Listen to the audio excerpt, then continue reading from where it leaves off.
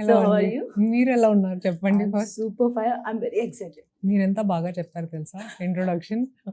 చాలా కూల్గా, చాలా very nicely. Thank you. Thank you so Thank you. much. And Vijayadashami శుభాకాంక్షలు. మీకు కూడా.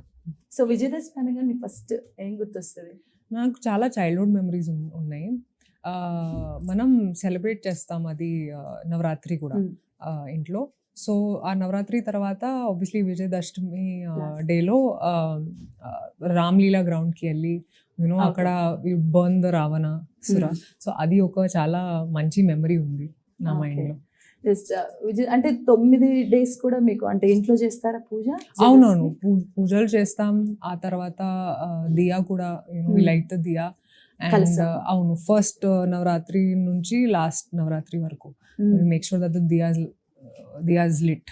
అది ఒకటి. ఆ తర్వాత నా నాని ఇంట్లో, మై మదర్స్ మదర్, నా నాని ఇంట్లో you do a lot of bhajans. అది కూడా ఒక మంచి మెమరీ ఉంది. సో నాకు చాలా చాలా ఇష్టం ఈ పండుగ. ఓకే, అంటే మీరు ఎంతవరకు అందులో ఇన్వాల్వ్ అవుతారు? నేను చాలా ఇన్వాల్వ్ అవుతున్నాను. ఎందుకంటే నవరాత్రి, స్పెషలీ నవరాత్రి డేలో మనం ప్రసాదంలో అది పూడి, ఆలు, చనా అండ్ హల్వా పెడతాం. అవును.